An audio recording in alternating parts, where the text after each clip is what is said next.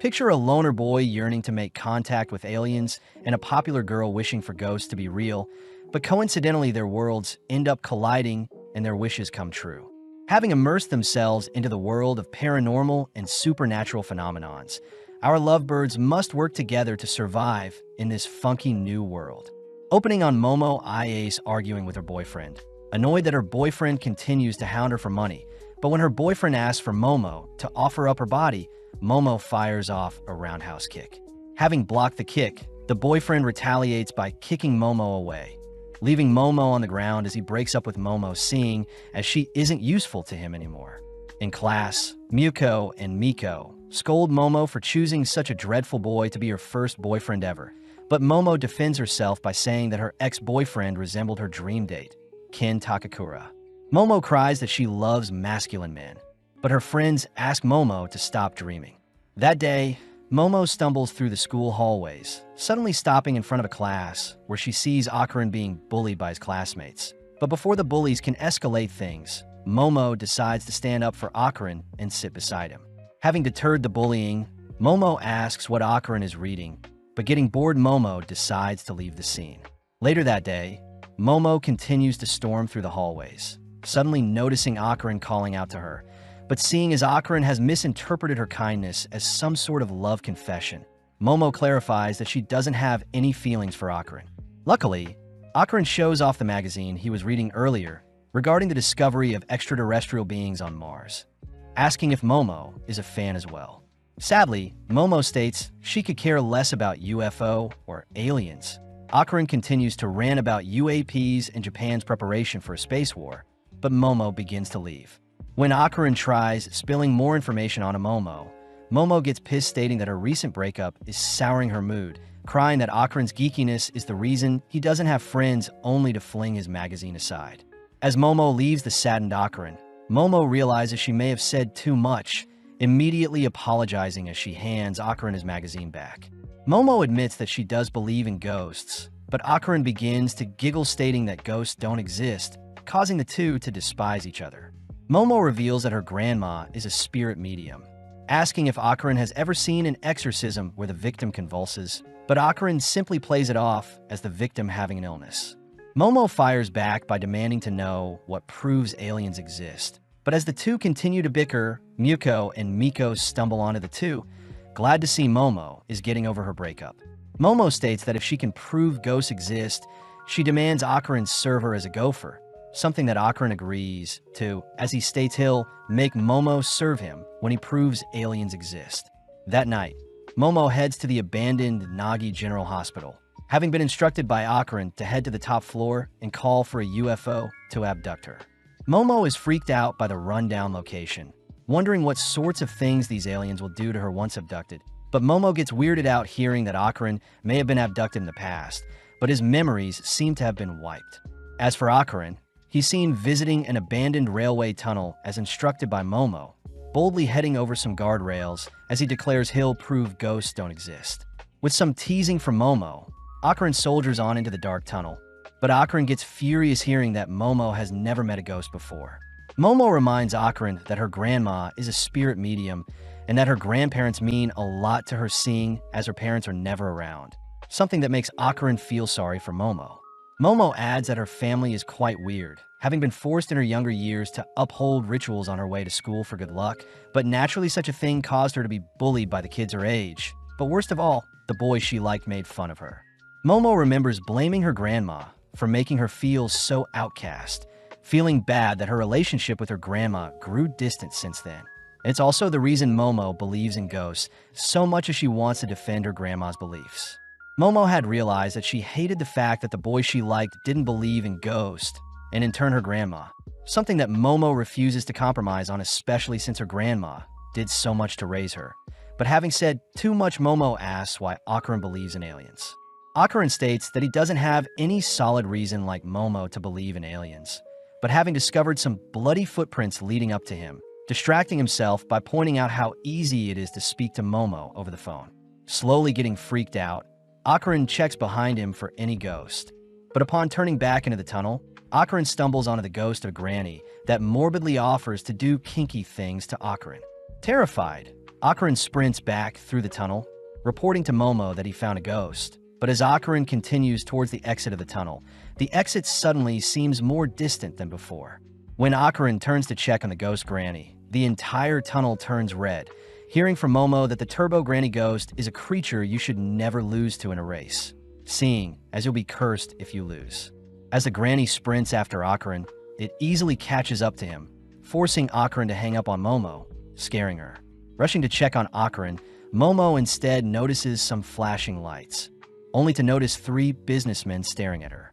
With Momo attempting to flee, she's ultimately captured, waking up bound to a chair only to hear the 3 businessmen utter that they are Serpoians from the planet Serpo. Momo is shocked to be speaking to aliens, but gets annoyed seeing as they ripped her clothes off of her, demanding to be set free.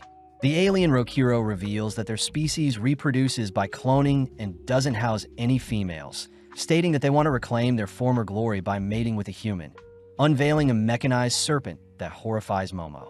Momo declares that her first time will be reserved for Kin Takakura, but as the aliens hold Momo down, they begin arousing Momo by tampering with her brain waves using psychokinesis. The aliens are impressed that Momo is resisting their arousal, but as the aliens try to force themselves onto Momo, they suddenly hear a ring from Momo's phone. As one of the aliens picks up the call, Turbo Granny can be seen emerging from the phone, immediately dispatching one of the aliens. It's revealed that Akarin had been cursed by Turbo Granny and seems to be struggling with control over his new body. But as Turbo Granny takes back her body, we see the aliens unveiling their true form. Revealed to be disturbing frog-looking monsters, one of the aliens attempt to bind Turbo Granny with their psychokinesis, but Turbo Granny simply speeds up dispatching another alien. When Granny hunts down the third, she is ultimately caught and flung into a nearby wall. But with Akarin able to temporarily gain control of his body, he is annoyed that he never was able to make contact with aliens even when he was a young boy calling out to them. Akarin was bullied due to his beliefs, but having met Momo, Akarin was shocked she was the first to ever believe in him, crying that he won't let anyone hurt her. As Akarin begins accepting Turbo Granny into his body, he slowly begins to morph, but having been slammed into the wall by the alien again, Akarin's transformation is halted. Turning to Momo, the alien declares it'll make their session quick, resuming its telekinesis to arouse Momo. Momo suddenly remembers the moment when she had argued with her grandma. When Momo had told her grandma about the boy she liked bullying her, her grandma had asked Momo to tense her abs and fire off some chi from her head to scare away the bad spirits. But having been reminded of the boys bullying her, Momo had run off blaming her grandma for her bullies. In the present, Momo is in a daze, heeding her grandma's advice, choosing to flex her abs only to surprisingly break free from her chains. Akarin cries that Momo is using psychic powers, powers that even disrupt the alien psychokinesis, but seeing her newborn powers, Momo declares that her grandma was right all along. Sending out a flying kick, Momo is reminded of her ex-boyfriend, officially dispatching the third alien as it's sent flying into its UFO. As the area around her begins to fall apart, Momo searches for Akarin, only to notice Turbo Granny has taken over his body. When Granny tries pouncing on Momo, Momo lets loose her powers to knock Granny out of Akarin, but seeing as Granny is still cursing Akarin, Momo watches Granny vanish, taunting Momo to seek it out in the tunnel if she wants Akarin's curse lifted. At the same time, we see the UFO flying towards the abandoned hospital, ramming through it only to crash land onto the road nearby. With the duo barely surviving the crash, they both acknowledge that aliens and ghosts are real, but Momo is annoyed that she has to continually suppress Akarin's curse with her psychic powers. Seeing as he needs to defeat Turbo Granny, Akarin gives Momo his clothes, apologizing for getting Momo involved as he states he'll deal with Turbo Granny himself. Momo reminds Akarin that he needs her powers to fight Granny, but as Akarin accepts Momo's proposal, he asks Momo to please cover herself up. Getting flustered, all of a sudden, Momo takes the chance to ask for Akarin's full name, coincidentally hearing that Akarin's full name is Kin Takakura as well. With Momo refusing to believe Akarin has such a cool name, we see Akarin's curse slowly taking over again, forcing Momo to suppress it with her psychic powers. Momo states that Akarin will be his nickname moving forward, but as the duo walk back home, the sun begins to rise, meaning they'll have to wait till night to face Turbo Granny, since ghosts only come out at night. Seeing as Akarin needs some clothes, Momo takes him to his granny's place. But Momo warns Akarin that her grandma despises boys, especially her ex. As the two enter the property, Akarin passes by a torii gate that suddenly ignites his body. But seeing no other choice, Momo tosses Akarin into a nearby river with her powers. Seeing as the gate had a protective totem on it, Momo apologizes, removing the barrier only for Akarin to safely enter the property. As the duo enter Momo's home, they head upstairs where Momo begins to change. But seeing as they broke line of sight, Momo orders Akarin to face a wall while she changes. That way she can still suppress Akarin's curse. Having changed into a fresh fit, Momo tosses Akarin one of her jackets. But Momo wonders how Turbo Granny cursed Akarin. Realizing something, Akarin checks his pants, realizing that his reproductive organ is missing, something Momo is curious to verify. Denying Momo access, Akarin gets changed, admitting that he only started talking to Momo since he had never had a friend before, and it seemed that Momo would be his best bet at first. Akarin admits that Momo lives a far different life than his, apologizing for getting Momo involved with such dangerous things. But Momo gets annoyed at Akarin for assuming how she feels. Momo states that Akarin has no friends because he pushes everyone away, something Akarin does not deny. But luckily Momo is happy to continue being Akarin's friend even after his curse is resolved, something that makes Akarin tear up. Embarrassed Akarin calls Momo ugly, something that pisses Momo off. But before the two can brawl, they both hear a doorbell. Akarin wonders if Momo's grandma is home, but Momo reveals that she's never heard such a doorbell noise before, realizing that a spirit must have entered their property, and it's because they removed the talisman protecting them. Seeing as they need to reinstate the barrier, the duo sneak out the back door, both peeping to see who is at the front door, but no one is there. Akarin takes note of the cloudy sky, only for the surrounding land to be encased in stone, stopping any escape. The duo realizes that they can't reattach the talisman, seeing as the torii gate had been encased in stone as well. But upon inspecting the talisman a little more, Momo suddenly notices blood dripping from her nose. Right on cue, Akarin cries out in pain, having a nose bleed as well. But as Momo scans the perimeter, she notices a black fog has covered the surroundings. In the sky, a spirit declares that it has found our duo, uttering that a promise has been broken, clapping its hands only to send out a burst of wind.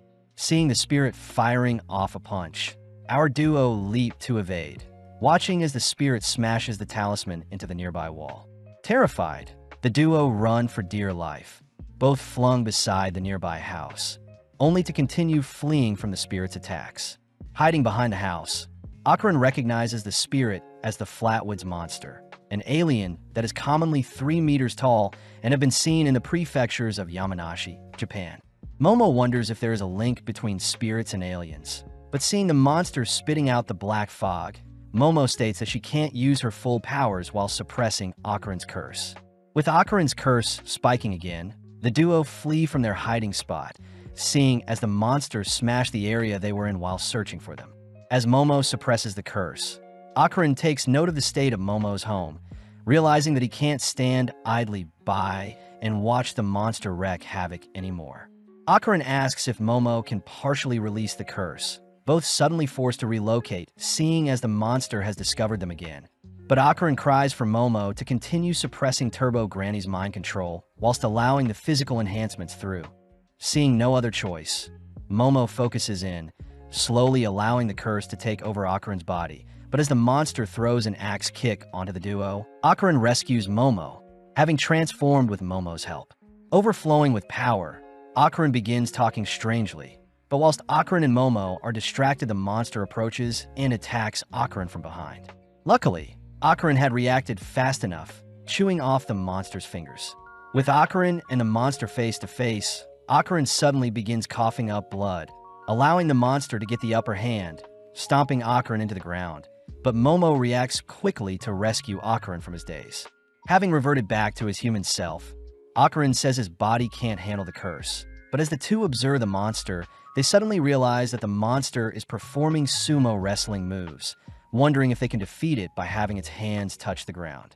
Intrigued by the idea, Akarin transforms once again, hearing that Momo will assist Akarin. But as the duo rush towards the monster, they spot the creature firing a ripple attack. As both barely dodge, Akron manages to rip apart the monster's ankle, allowing Momo to drag the monster onto the ground, confirming its palm disappeared once it touched the ground. Sadly, the creature rolls to prevent its other hand from touching the ground, grabbing a hold of Momo only to toss her into the nearby wall with the torii gate.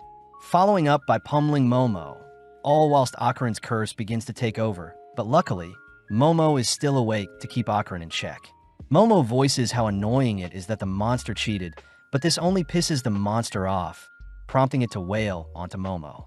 Having endured enough, Momo reveals she had used the monster's punches to carve out the torii gate, swiftly activating her psychic skills to drag Akron toward her, only for her to reattach the talisman, setting the monster ablaze.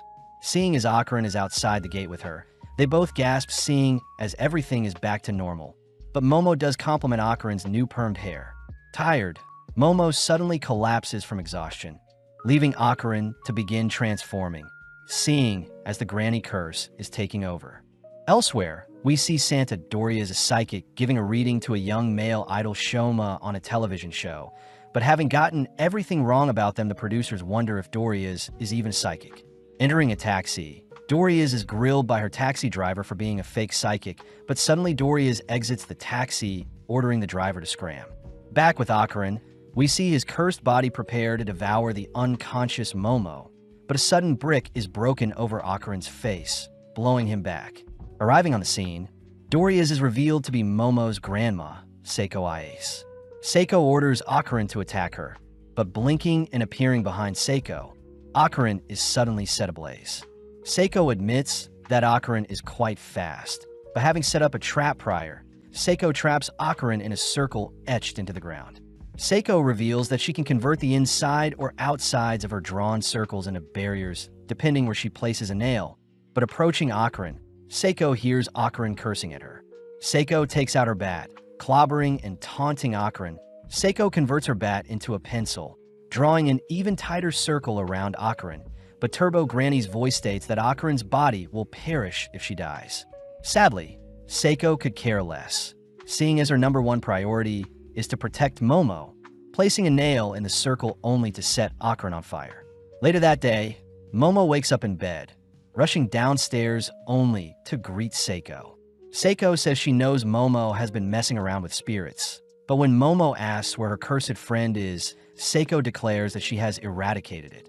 Momo cries for Seiko to stop joking around, but Seiko reminds Momo that ghosts aren't real, and plus Seiko is a fake ghost medium like Momo had accused her of being.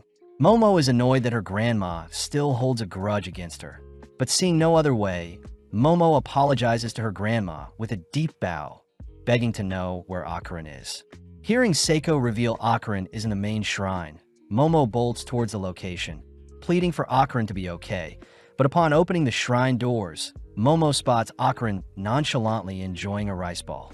Slamming the door, Momo is embarrassed she was worried for Akron, but suddenly Seiko appears, teasing Momo for being into geeks. Seiko states that the shrine will suppress Akron's curse, but leaving it will reawaken it.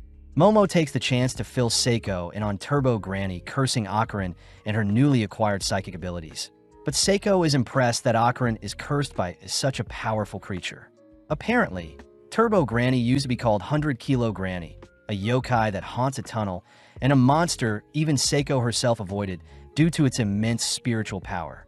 Seiko states that spirits are the strongest when they fight in their bound locations, and seeing as Turbo Granny had fused with the tunnel, there is no chance of defeating them. Seiko advises Momo to forget about Akron and continue living a normal life. But Momo refuses to do such a thing, quoting Ken Takakura and stating such a man would never leave someone in need of help alone. Amused, Seiko teases Momo for loving Akron, but seeing as she can't leave her granddaughter to face the spirit alone, Seiko advises Momo to draw the spirit out of the city.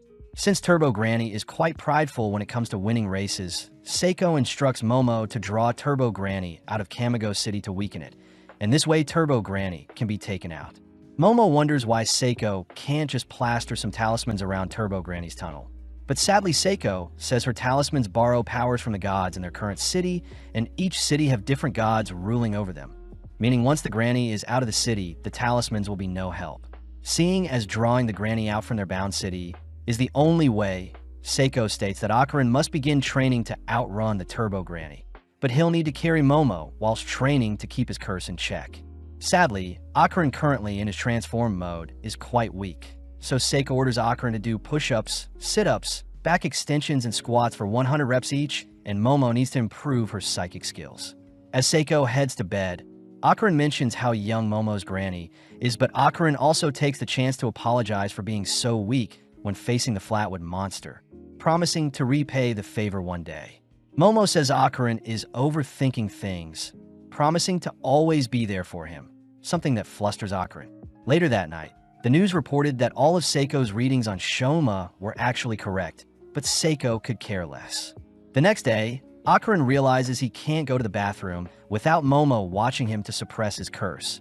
But Seiko asks Momo to explain how she is suppressing Akarin's curse in the first place. Momo reveals that she is able to sense and capture Akarin's aura with her hands, ultimately shrinking and subduing the curse. This is also true for objects she wants to pick up and move around, but Seiko asks Momo to try envisioning and feeling out the aura with her eyes closed, something that Momo manages to do, even surprised that Akarin's aura is quite cold. Sadly, it doesn't work very well as Momo has to relock onto Akarin, but having had enough, Akarin makes a dash for the bathroom. Momo stops Akarin from entering the front door, chasing Akarin down as she doesn't want a boy using her bathroom. But as the three rush towards a different bathroom, Akarin ends up relieving himself, all whilst Momo watches. Seiko utters that she suspects Momo's powers have most likely been sealed off, asking Momo to train alongside Akarin to further awaken them. But suddenly Turbo Granny's voice fills the surrounding area, as Seiko seems to be frozen in place with a nosebleed. Turbo Granny reveals that it can curse anyone that comes into contact with Akarin, demanding that Momo come see it in the tunnel tonight, or else it'll ensure everyone around Akarin is cursed. Retreating into the shadows, Seiko is seen all right with a bloody nose and ear, but seeing one of her talismans all bloodied, Seiko asks Momo what just happened. That night, Seiko suits our duo in the finest gear to ward off spirits. But as Momo turns to leave, Seiko quickly gives Momo a hug, reminding Momo to live no matter what. As the duo ride off, Seiko prays for them, but funnily enough, our duo have to board a train to conserve energy, drawing the attention of other passengers. With our duo appearing before the cursed tunnel, they both argue who should enter the tunnel first. But stealing their resolve, they both enter the tunnel, declaring they'll draw Turbo Granny out of the city to weaken and defeat it. Shining their light into the dark tunnel, our duo suddenly spot a massive head blocking their path, both preparing to flee, but they realize Turbo Granny has blocked them in from both sides of the tunnel. As the tunnel turns red, Momo quickly retrieves some bats they've brought, flinging them towards the eyes of one of the faces using her powers, but it doesn't faze the monster. Akarin cries for Momo to release his curse, allowing him to swell with power, but as Akarin marches towards one of the heads, he suddenly transforms back to a human. Turbo Granny reveals that she has removed Akarin's curse herself. That way they can't harm Turbo Granny with her own curse. Turbo Granny roars at our duo, preparing to devour them whole. But as Momo remembers her grandma's advice, Momo begins to taunt Turbo Granny, mocking how slow it is in a race. Momo demands to race Turbo Granny, something that surprisingly convinces Turbo Granny to morph back into her singular body, immediately accepting the challenge. Turbo Granny states she can devour our duo anytime, agreeing to count to 10 to allow our duo a head start. But when Turbo Granny tags our duo, their game of tag will be over. Momo says she hates people that break rules, allowing our duo to make their way to the tunnel's exit, but strangely Turbo Granny is counting weirdly, suddenly declaring that 10 minutes is up. In an instant, Momo is dragged into the tunnel and tied up by some hands, prompting Turbo Granny to restart the 10-minute count as it's time for Akarin to flee. Akarin is pissed at Turbo Granny's underhand tactics, demanding that Turbo Granny fight fair. But within a few seconds, Turbo Granny reaches the 10-minute count, reaching out to tag Akarin. Remembering that he had promised to protect Momo, Akarin rushes at Turbo Granny, clamping down on the monster's flesh as he demands the creature free Momo.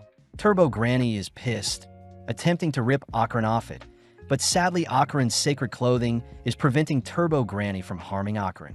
In pain, Turbo Granny chooses to possess Akarin, using his own hands to shred his clothes, But as Turbo Granny heads over to devour Momo, it suddenly senses a presence crushing it. Revealed to have been Momo, who has finally detected Turbo Granny's curse in Akron, Momo begins to subdue the cursed flame, watching as Turbo Granny rushes to attack Momo.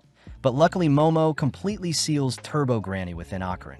With Akron completely fine now, Granny cries to be set free, all whilst a strange monster smashes through the tunnel, crying for Turbo Granny to be freed. As the location-bound spirit chases after our duo, Akron wonders why the spirit is a crab, but Momo says the dead turn into crabs in order to cross a river into the afterlife. As Turbo Granny cries out to the crab, we see Momo ordering Akron to transform, both barely dodging an attack from the crab. With Momo riding Akron, Akron states his body won't be able to hold on for much longer, choosing to leap off the nearby railing, all plummeting down into the town below them. Having used one of his 2 full throttle moves to soften their fall, the gang notice the area around them turning red, all watching as the crab leaps onto their location. Spotting various faces on the crab's back, Akron begins to run, realizing that the people around them can't see the crab. But worst of all, Akron doesn't seem to have the strength to make it out of Shono City before he collapses.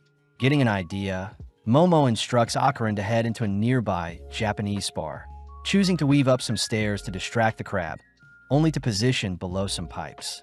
When the crab appears before our duo, Momo tears open some pipes to flood the monster with hot water, something that ends up boiling it. Seeing the boiled crab all stiff, our duo continue to flee the city, reaching the edge of Shono City. But out of nowhere, a horde of undeads rush them. Turbo Granny utters that a cemetery is near the edge of Shono City, and Granny is now using the undeads to hunt down our duo as well. When Momo tries to run alongside Akron, she suddenly trips, giving the undeads, along with a newly healed crab, a chance to surround them. Something that makes Momo ask Akron to use his final full throttle. Seeing no other way, Akron transforms, suddenly bursting through the horde of undeads attacking them, assisted by Momo, who helps move away some of the undeads with her power. Having used some power lines as an anchor point, our duo managed to run alongside a building to evade the swarm of undeads, suddenly cut off by the massive crab. Luckily, Momo tosses a car at the crab, buying Akron enough time to scale the monster and use it as a launch pad to reach a nearby crane. Swinging around the crane with Momo's powers, our duo launch themselves towards a nearby moving train. But before they can reach the train, Akron suddenly reverts back to a human. Desperate, Momo expands her psychic palms to slow down their fall, crying for Akron to transform once more, giving Akron the courage to surpass his limits and transform in time to soften their fall. With our duo both fatigued and exhausted, Momo hurries Akron to move, seeing as they're almost out of the city, but realizing that Turbo Granny is no longer sealed inside of Akron. Turbo Granny appears, kicking our duo to the ground. Seeing as Turbo Granny has completely bested them, Momo states she hates people who cheat, something that pisses off Turbo Granny as she merges with her crab body, offering Momo another chance to flee. Turbo Granny offers to count to 20 minutes this time, but Momo says she'll only need 1 second, suddenly using her powers to latch onto the moving train nearby, all whilst dragging the exhausted Akron with her. Horrified, Turbo Granny begins chasing after the train, barely losing to the train's immense speed, but racking its brain, Turbo Granny manages to leap onto the train before it leaves her behind. Although Turbo Granny is in front of them, Momo cries that they've already won, suddenly zooming out only to see Seiko at the edge of Shono City, having plastered her talismans in the adjacent city of Kamigo City in preparation for the monster. As Momo holds off Turbo Granny from advancing, the train passes into the next city, prompting Turbo Granny to suddenly erupt, spewing out the bodies of its past victims. At the next station, Momo confirms that Turbo Granny is indeed defeated, cutting to the next day, where Seiko takes our duo to pray at the tunnel. Apparently, many girls were attacked near Turbo Granny's tunnel, and it may have been the girls' unfair deaths that ultimately drew Turbo Granny to set its nest near the tunnel. But it's still wrong for a spirit like Turbo Granny to attack the living out of vengeance for the girls who unfairly met their fates. Seiko reminds our duo to never disrespect the dead, as it's the bare minimum to coexist with spirits. But Seiko is glad that Momo and Akron made it out in one piece. At home, Seiko and Momo argue over who gets to eat more boiled crab, all whilst Akron sits awkwardly. Seiko takes the chance to check if Akarin's reproductive organ has returned, chasing him around the room, all whilst Momo slurps up the crab meat. Seeing as it's getting late, Akarin bids Momo and Seiko farewell, but before Akarin leaves, Momo says she'll see him tomorrow at school, exciting Akarin. The next day, Akarin wonders how he should greet Momo, nervously walking by Momo so as to not embarrass himself. But out of nowhere, Momo lightly shoves Akarin, having been waiting for him. As the two walk to their classes, Momo wonders why the aliens she met were all guys and what they eat to survive, but as the two depart to their separate classes, Akarin is immediately back to being bullied by his classmates. Sitting down, Akarin calms himself, seeing as he's finally made a friend who accepts him for who he is. But as we follow Momo, we see she is completely zoned out of class. Miko and Yuko fears Momo is still thinking about her ex-boyfriend, but is surprised to see Momo acting strangely. In class, both Akarin and Momo yearn to speak to each other, both waiting out their classes only to accidentally pass each other squeezing through a horde of people. With both Akarin and Momo visiting each other's classes, funnily enough, they both barely miss each other, both wondering if the others dislike them. Seeing as their lunch break is almost over, they both reluctantly prepare to head back to class. But having not seen where they were going, they both bump into each other, accidentally touching lips. They both confess that they've been searching for each other, accidentally making the moment awkward as they wonder what they should say next, but out of nowhere Miku and Yuko cry that they just saw our duo kissing. Immediately the lovebirds defend themselves by insulting each other, ending their argument as they both storm back to class. But Akarin chooses to take a pit stop in the bathroom. When Akarin goes to relieve himself, he suddenly realizes something is missing, cutting back to Momo where her classmates all pester her over a new love interest. Out of nowhere, Akarin appears, signaling to speak with Momo alone, but still angry about their argument earlier. Momo refuses to leave her seat. As Akarin continues to beg, he admits he was wrong to insult Momo earlier, but Momo is still too stubborn to budge. Momo's friends are amazed at Akarin's persistence, but seeing Momo's cold demeanor, Akarin wonders if Momo truly cares about him, seeing as she refuses to speak to him when she is around her friends. That evening, Akarin wanders around the lockers in search of Momo, but having accidentally bumped into Arya Shirtoria, Akarin is caught off guard. Arya strangely utters that she knows Akarin is a kind person, all whilst Momo stumbles onto Akarin chatting with Arya. As Arya leaves with Tsubame, Arya begins mocking how pathetic Akarin behaved in front of her, something that pisses Momo off. Using her psychic powers, Momo smashes a metal bowl onto Arya, knocking her out. With Tsubame and Anzu checking on Arya, Akarin prepares to help as well, but Momo grabs on Akarin. Momo says they should head home, glaring at Arya as she cries most girls aren't deserving of Akarin's attention. On the way home, Momo apologizes for being so stubborn earlier, admitting that their little kiss got her flustered. Seeing as they've made up, Akarin reveals that although they've defeated Turbo Granny, it seems his balls are still missing. Sitting down with Seiko, Akarin explains the situation, all whilst Momo laughs her head off. Needing to solve the issue, Seiko states they'll be peeping into Akarin's soul, taking out a mirror only to have Akarin plunge his feet into a water bath. With Momo retrieving a doll and a talisman, Seiko begins her ritual, first slapping Akarin with a paper fan only to order for the spirit within Akarin to leave. Sadly, nothing happens, but Momo declares that Akarin's aura briefly changed when he was smacked, prompting Seiko to order Momo to rip out the thing infecting Akarin's soul. As Seiko smacks Akarin once more, Momo pulls as hard as she can, all turning to face the doll, only to notice the talisman beside it turn red. In an instant, the doll flees the scene, forcing our trio to chase after it, but needing a faster way to track it down, Momo closes her eyes only to reach out to the doll's soul. Seeing as the doll was hiding in a closet, Momo smirks at the adorable doll, cursing at them. But when Seiko inspects the doll, she states that Turbo Granny is inside the doll. Apparently before Turbo Granny was incinerated by Seiko's talismans, it had converted into its astral form and hid inside of Akarin's soul in hopes of retrieving its full strength one day. Sadly, Momo states that they have no intentions of allowing Turbo Granny to return to its full strength, but Turbo Granny throws a fit, stating that she'll snap everyone's bones. Akarin threatens to eradicate Turbo Granny if it doesn't return his balls, but Turbo Granny states that if she perishes, Akarin will never get back what he wants. Turbo Granny tries, ordering Akarin to slay Seiko and Momo, but out of nowhere Akarin transforms, confusing Momo, seeing as Akarin shouldn't be cursed anymore. Seiko reveals that when Turbo Granny's soul was ejected from Akarin, her spiritual powers remained within Akarin, and only Seiko herself can place Turbo Granny back into Akarin, something that makes Turbo Granny sweat. As Seiko slaps up Turbo Granny, Akarin reverts back to his human form, uttering that he was able to transform when he felt angry.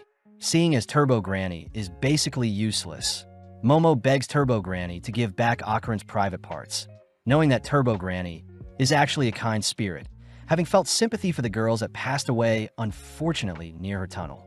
Giving in, Turbo Granny declares that she no longer has Akarin's balls, having dropped them somewhere. Turbo Granny utters that Akarin's belonging should be covered in gold and are 5 centimeters in diameter. But Momo cries that finding such a small item would be impossible.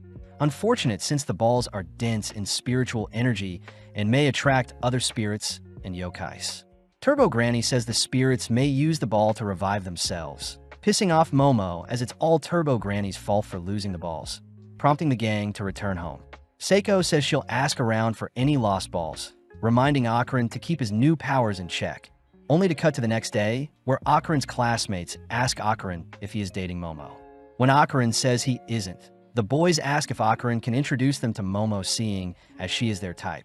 Realizing that the boys are spreading rumors about Momo, Akarin gets furious, suddenly transforming only to grab one of the boys by the collar. As the boys crumble in comparison to Akarin's strength, they beg to be let go, snapping Akarin out of his daze. Rushing to his table, Akarin tries calming down with some reading, only to realize Turbo Granny had snuck into his bag. Instantly running toward a secluded place, Akarin demands to know why Turbo Granny is at school with him. But Turbo Granny tries beckoning Akarin to allow her into his body, and in exchange, she will help him control his powers. Akarin says he won't be falling for any of Turbo Granny's scheme, suddenly stuffing the doll back into his bag as he hears a voice call out to him. But luckily, it's only Momo. Akarin tries telling Momo about Turbo Granny sneaking in his bag, but Akarin suddenly realizes how cute Momo is, beginning to run away, all whilst Momo chases after him. Alone, Turbo Granny is left to explore the school, all whilst Momo complains to her girlies about Akarin avoiding her.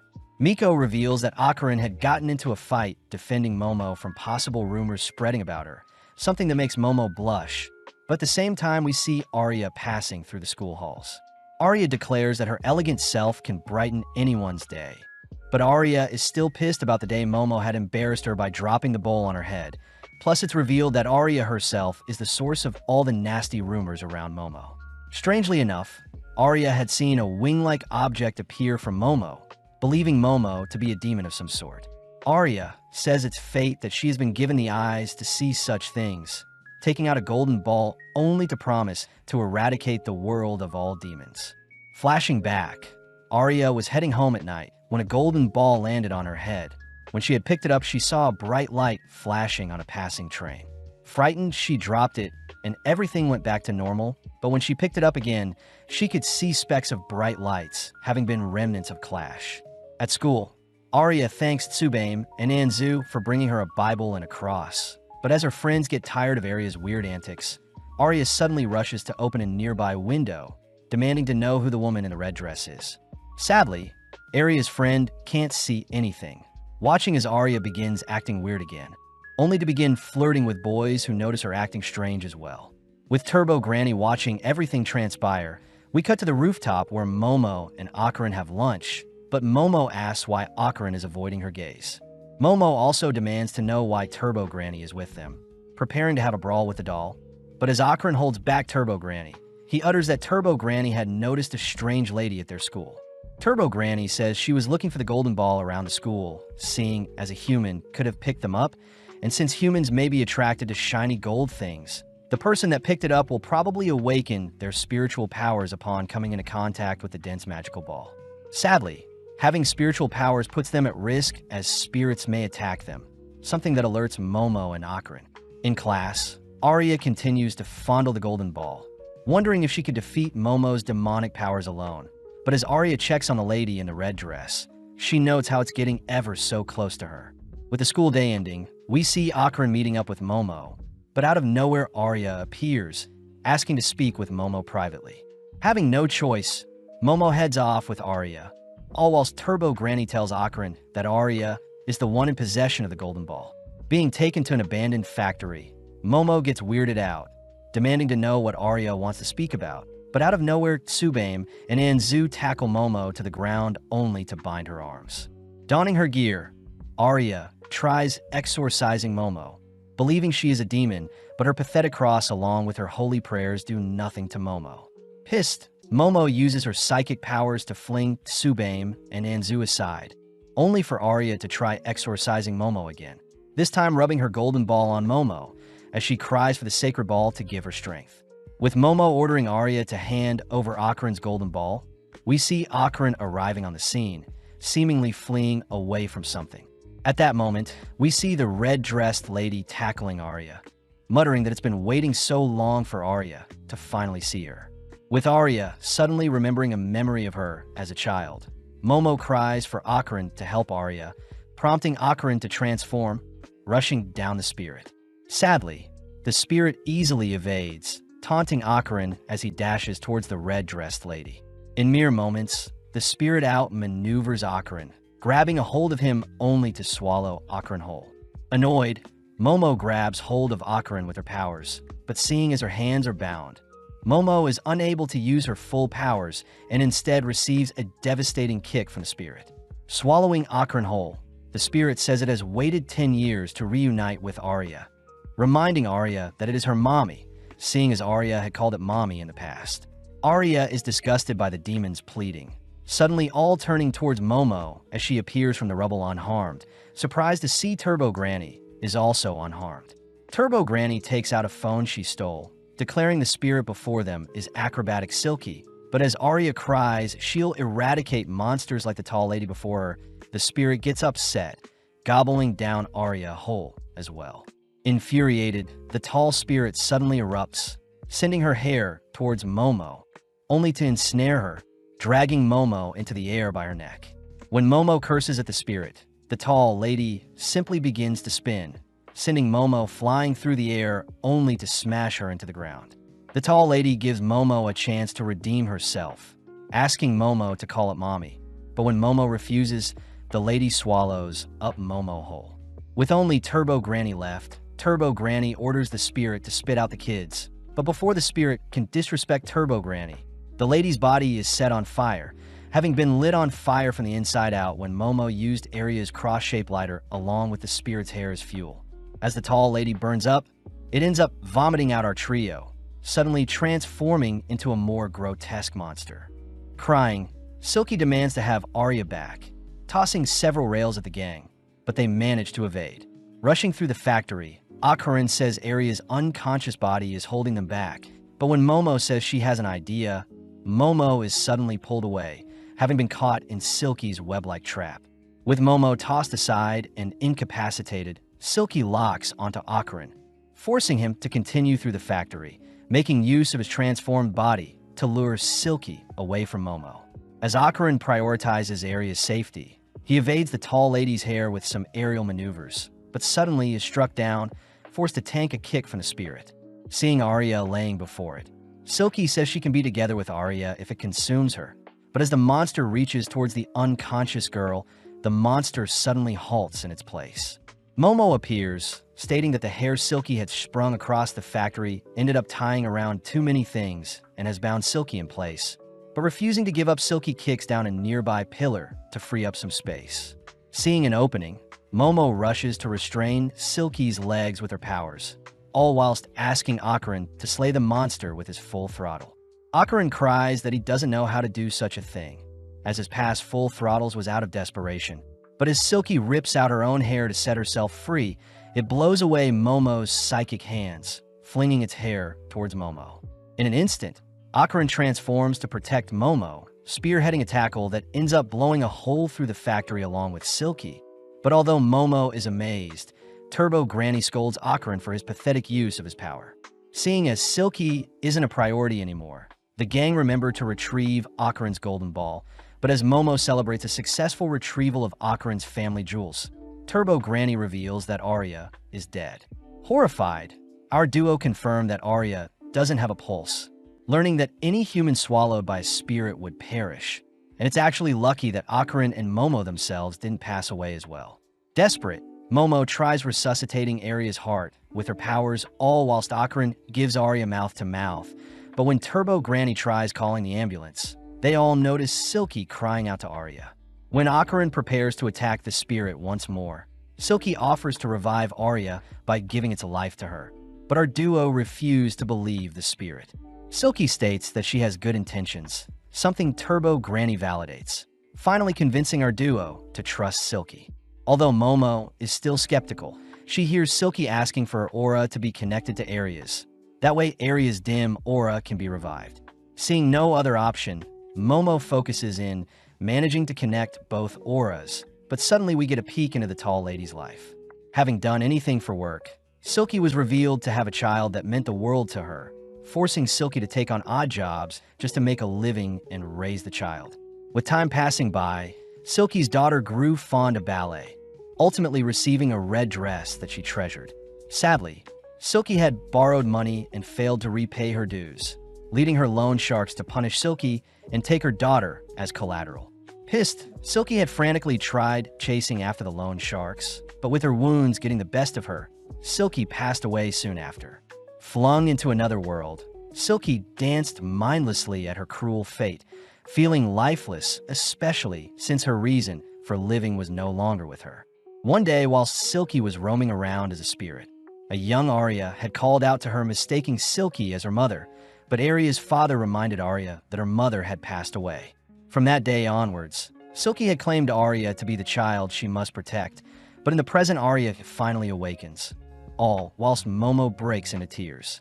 Ocarin prepares to attack Silky, seeing Momo hurt, but Momo cries for Ocarin to chill out, allowing Silky to finally say her final piece. As Silky begins to crumble, it apologizes for hurting Arya, all whilst Momo hears that spirits that have no aura will be sent to the void and be deleted from their world, a cruel fate for Silky, who lived a tragic life. Hearing all of this, Arya questions her life, watching mindlessly as Silky wishes to spoil her child one last time, apologizing for being a terrible mother. Out of nowhere, Arya rushes to give Silky a hug, reassuring Silky that she did the best that she could and that Arya herself will shoulder the burden and remember Silky for the rest of her life, something that allows the spirit to finally pass on with a bit of closure. As the gang head home, they indulge in some somen noodles, all whilst Ocarin is amazed at the lineup of girls in front of him. Momo starts off by apologizing for dropping the bowl on Arya's head, but Momo demands Arya apologize to Ocarin for thinking so lightly of him. Arya clarifies that she hates Momo because she is a demon, annoying Momo as she tries to clear things up, but Arya points out how youthful Seiko is, plus Ocarin transformed into a demon as well. As the girls slurp down the noodles, they continue to bicker, but before Arya takes her leave, she wonders why Ocarin protected her when she was dead. Ocarin simply says it's human to protect others in need, something that makes Arya realize Ocarin is still human after all, running off as she feels taboo for falling for a demon like Ocarin. Comedically, the gang decide to play some baseball in order to reattach Ocarin's golden ball. But the question is, where is Ocarin's second golden ball? At school the next day, Momo hears that Ocarin doesn't have access to a computer to help with their search. But before Momo can schedule plans to meet during lunch or after school, Ocarin apologizes, seeing as he'll be busy all day. During lunch, Momo decides to eat with her girlfriends, finding it suspicious that Ocarin is busy all of a sudden. But as Momo heads to buy some juice, she wonders if she should check on Ocarin just in case. Out of the corner of her eye, she spots Ocarin on top of Arya. But as we flash back to a few minutes ago, we see Ocarin is busy because he wants to train his body for any future fights. Seiko had given Ocarin instructions to train his body, motivating Ocarin to train hard in order to protect Momo, but out of nowhere Arya had asked to speak with Ocarin. Arya cries that she loves Ocarin, reaching out only to prepare to kiss him. Reacting in time, Ocarin shoves Arya away, weirded out by Arya's sudden confession along with her awkward attitude. As the two begin to wrestle, Ocarin fears he has no right to be romantically involved with a popular girl. But Arya does admit that she has little experience when it comes to dating. Surprisingly, our duo end up tripping on each other, ending up with Akarin on top of Arya, who welcomes Akarin's advances. It was at that moment when Momo stumbled onto them, completely misunderstanding the situation as she stormed off, believing Akarin was spending his day with another girl. With Akarin left alone, Momo is seen depressed in her science class, completely bored whilst learning about a mantis shrimp's powerful punch. As for Akarin, he admits to being selfish for hiding his workout sessions, and as a result, he says he'll earn Momo's trust by getting stronger. But out of nowhere, Akarin's classmates disappear, all whilst water floods the floors. Heading outside, Akarin sees Arya is still with him, both freaked out by the blacked-out windows. At the same time, Momo is seen alone as well, annoyed by the rising water levels on the ground. But Momo is more worried about Akarin and his safety. Suddenly sensing something approaching, Momo hides, only to see a strange dinosaur roaming the hallways. When Momo tries to reposition herself to get a better look at the creature, she accidentally creates a ripple in the water she's standing in, signaling to the dinosaur her position. Locking onto Momo's position, the creature releases a beam breath attack, instantly shredding the area around it only to leave once the area has been decimated. Luckily, Momo is unharmed, having ducked below the beam. But cutting back to Akarin, he reveals that he had experienced something similar before, having been caged in by stone walls, and the only way to escape is to defeat the boss. Arya is surprised to hear that aliens exist, but out of nowhere, a strange mantis shrimp monster appears before them, suddenly rushing our duo as it cries out for Chiquitita. Evading the mantis shrimp's attack, Akarin had transformed to save Arya. But as Akarin prepares to brawl with the mantis shrimp, he is suddenly pressed into the ground by some Serpoians using their telekinesis. Arya tries, ordering the aliens to vanish, but with a wave of their hands, the Serpoians knock Arya back, revealing that it was them who created the black veil over the school to only allow those with high spiritual power through. The Serpoians reveal that they are after Akarin's powers, and they want to experiment on Akarin to harness his curse, forcing Akarin to give in as the Serpoian's psychic powers are seemingly preventing Akarin from transforming. As the aliens raise Akarin into the air, ready to experiment on him, some strange hair suddenly wrap around the aliens, followed by a torrential gust of wind revealed to be Arya transformed, having taken on Silky's ballet fighting style.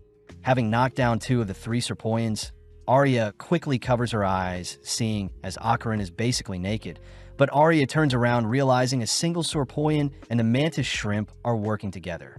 As the shrimp attacks Arya chooses to ignore the shrimp, running along the wall only to target the lone Serpoian, but Arya is caught off guard when she is blown back by the alien's telekinesis. The shrimp is annoyed to have been caught in the crossfire, but as Arya makes note of the alien's powers, she continues to dance around the shrimp's advances. As Akarin searches the classrooms for spare clothes, he gets blown back by the shrimp's attack, impressing Arya, but when the Serpoian launches another telekinetic blast, Arya simply hides behind the shrimp to evade. Arya wonders if the shrimp is in love with her, taunting the creature whilst avoiding its attacks. But retaliating, Arya fires off a roundhouse kick only to catch the creature with a direct uppercut kick, pinning the monster into the ceiling. When Arya turns to face the lone Serpoian, she is suddenly flung into the nearby wall, having underestimated the alien's powers, but having bought enough time. The Serpoians all reveal their true forms, all whilst the mantis shrimp seems to have fully recovered. Arya tries cursing at the aliens, but is blown through a wall when struck by the shrimp's punch. But as Arya writhes in pain, Akarin suddenly calls out to them. Akarin covers up his private parts, slowly waddling over to Arya's position only to transform whilst naked. Sadly, the Serpoians simultaneously pin Arya and Akarin down with their telekinesis, completely negating their transformations. But seeing as the Serpoians can't move, they have the shrimp bash Akarin's head in. Surpassing his limits, Akarin manages to transform and headbutt the shrimp away, but it's revealed that Momo was the one that helped weaken the alien's telekinesis. Pissed to see there are Serpoians in front of her. With it being a 3-on-3 match, Akarin and Arya transform ready to attack, but Momo gets flustered seeing Akarin is still naked, all suddenly pinned down by the Serpoian's telekinesis. The Serpoians take the chance to wake up the mantis shrimp, artificially injecting the monster with power, only for the mantis shrimp to suddenly evolve before their eyes.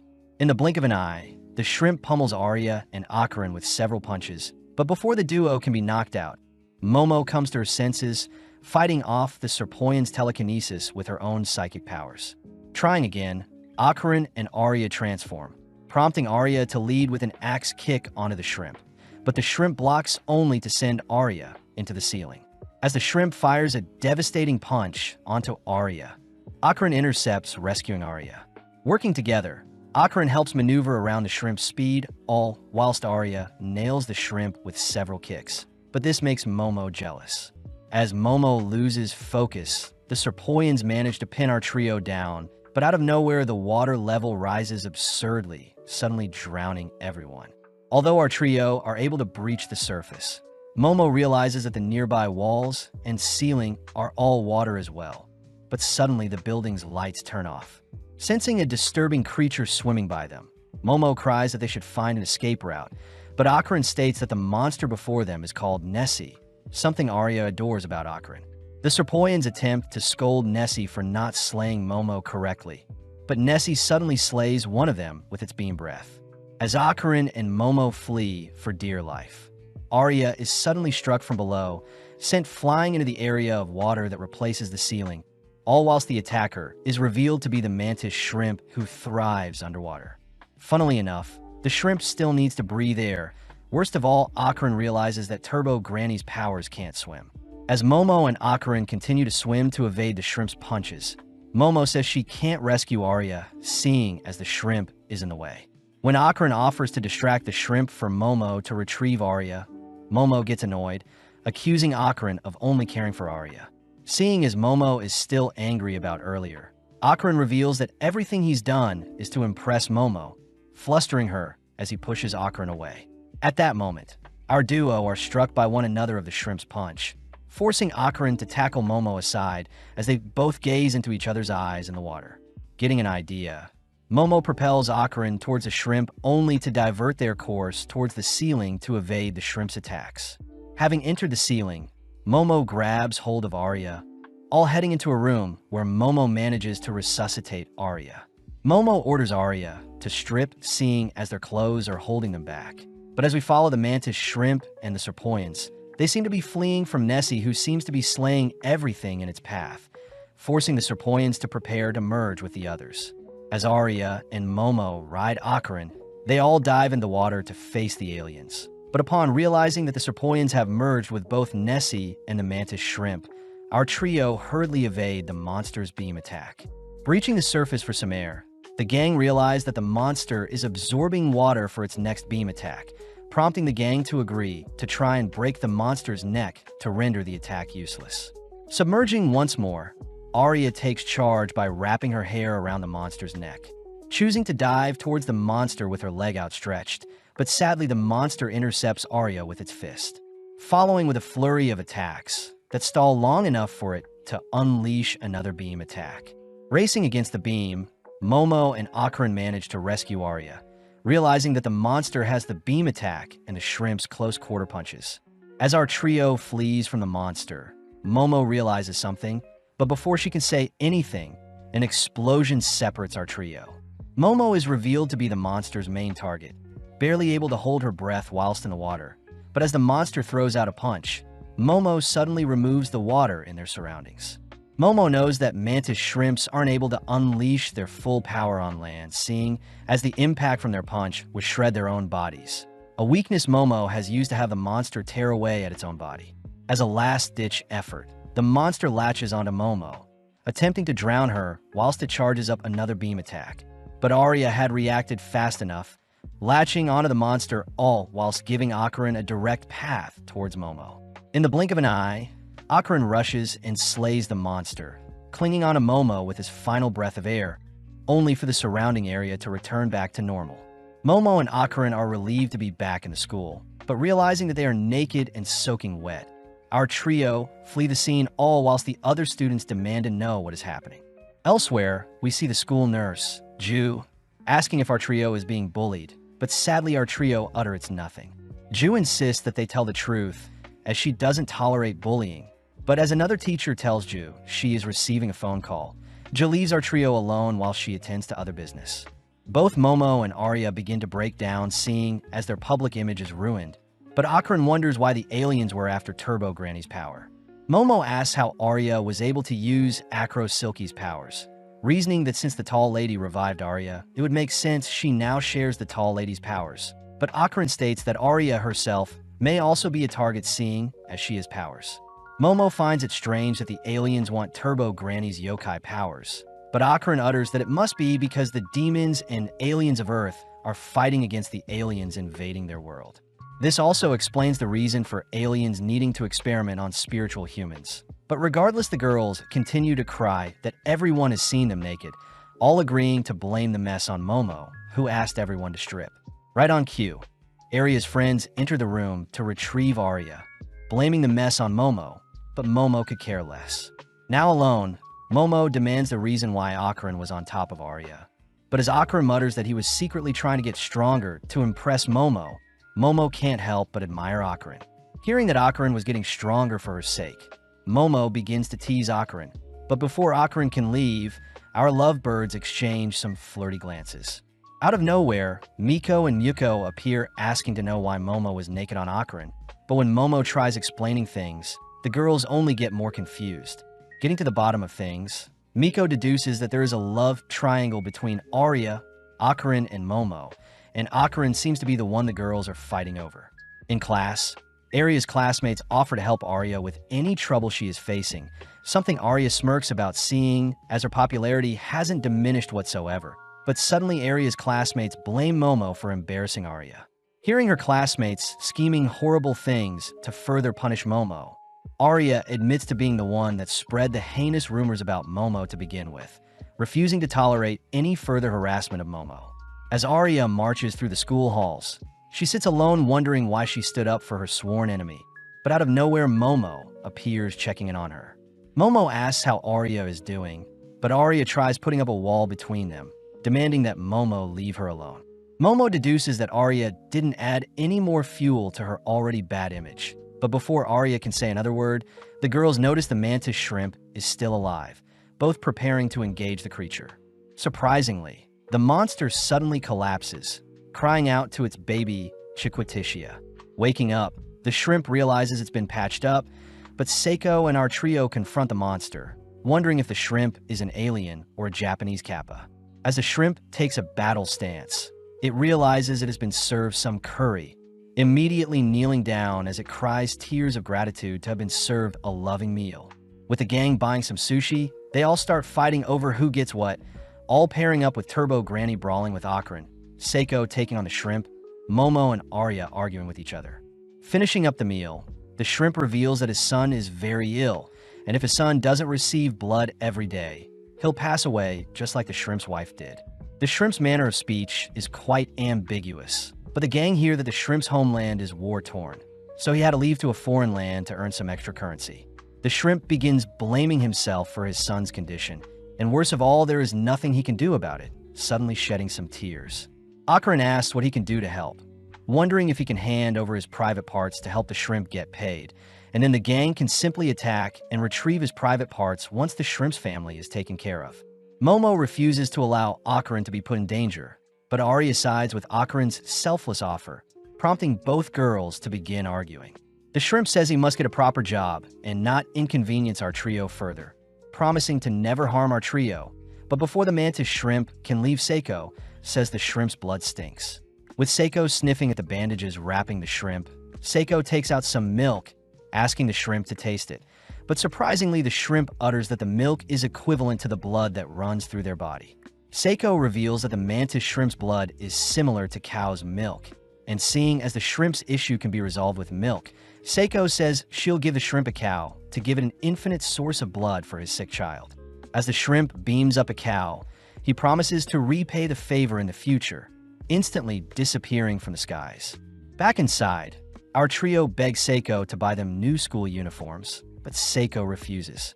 Momo says they are out of money and must resort to begging, but Akron points out it is the third time Seiko had bought them a replacement uniform.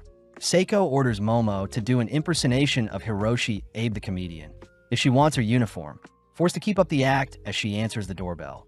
But Momo suddenly greets Jin and Juji, Momo's childhood friend and first love. Akron is quite intimidated by Jin's handsome figure, but out of nowhere Jin bursts out laughing, weirding everyone out with his sporadic behavior.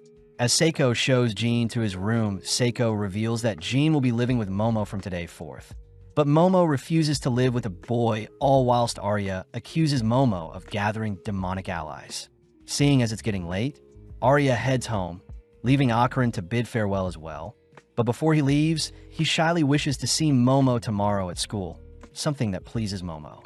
Back in the house, Jean scoffs down Seiko's cooking, all while Seiko tells Momo that Jean is living with them since Jin's parents have been hospitalized.